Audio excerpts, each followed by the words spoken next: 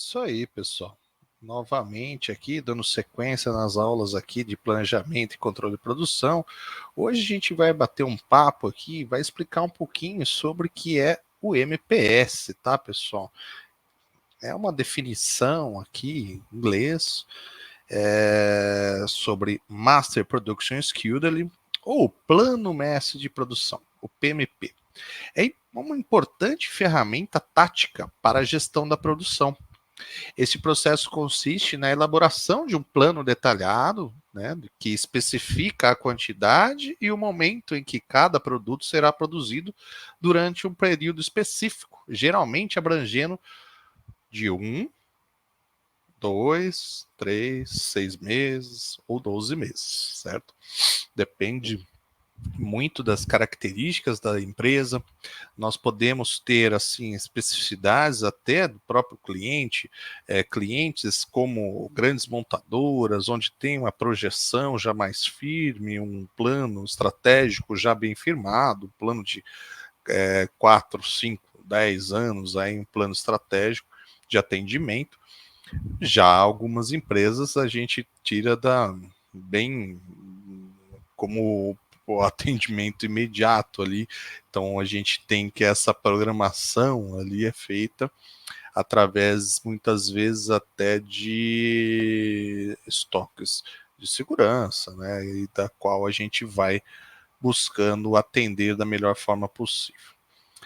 O objetivo principal do MPS é garantir que a produção atenda a demanda, minimizando os custos de produção e estoque, ao mesmo tempo que maximiza o nível de atendimento, o nível de serviço ao cliente.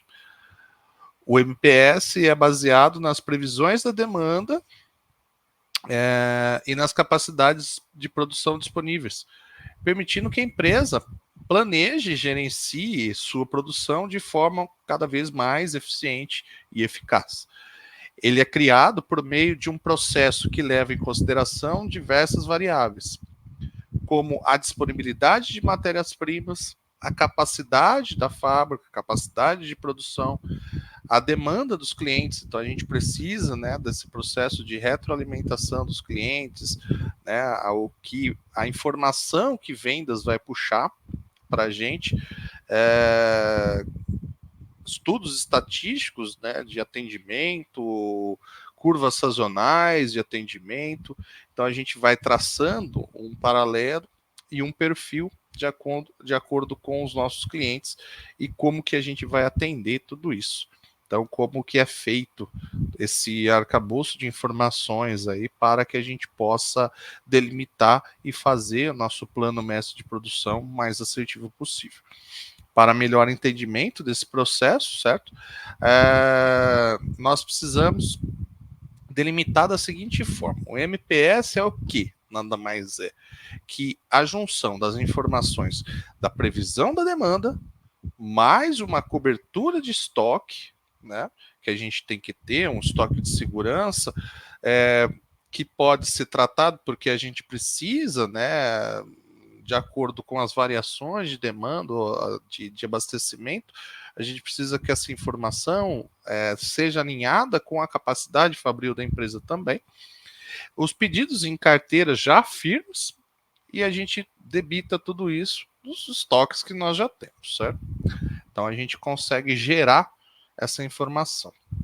Cabe ressaltar que após ter o volume do MPS calculado, pessoal, com apoio de ferramentas avançadas de planejamento, pode-se dar mais inteligência ao cálculo e considerar as demais restrições do sistema produtivo, uma vez que a gente vai trabalhar com essas informações.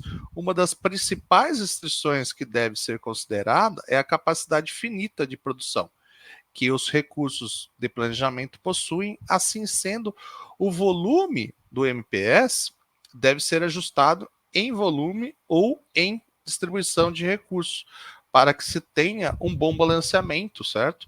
De produção e atendimento das demandas.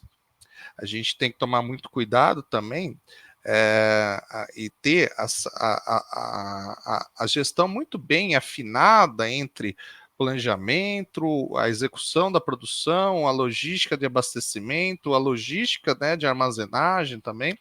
Porque o que pode acontecer, pessoal, dentro desse processo, né, de gerenciamento, tal, de gestão, pode a gente puxar uma demanda além da capacidade, a gente haver uma ruptura interna dentro dos players, dentro dos setores produtivos, e também pode o quê? Resolver um problema de atendimento, mas daí a gente joga tudo para logística e depois a gente não tem onde armazenar, né?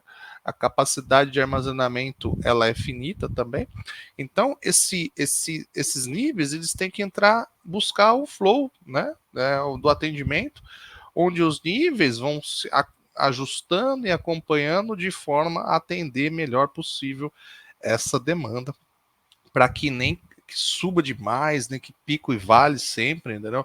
Mas que eles busquem aí uma estabilidade dentro desse processo de atendimento, onde eu vou ter os meus recursos produtivos, os meus recursos de logística, minha capacidade, né, de atendimento, a capacidade muitas vezes de abastecimento também. Se eu tenho uma empilhadeira que vai fazer o abastecimento da linha, depois o processo de retirada da linha. Então, tudo que tem que se conversar dentro desse plano mestre de produção, tá, pessoal?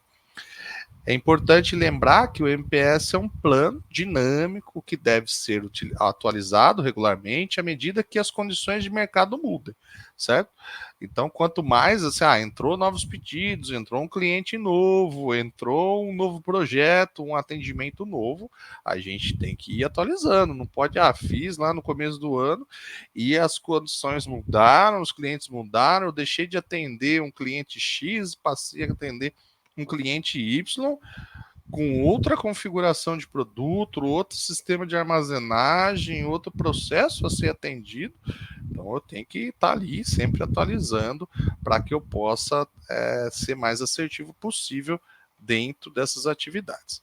O MPS é um dos principais inputs para o cálculo, né, do MRP, que é o Material Requirements Planning, que é uma ferramenta utilizada para planejar e controlar a produção de materiais e componentes necessários para atender plano mestre de produção. O MPS fornece informações importantes, como a quantidade e o tempo em que cada produto será produzido, permitindo que o MRP, então, calcule as necessidades de materiais e componentes para atender a essa demanda de produção, certo?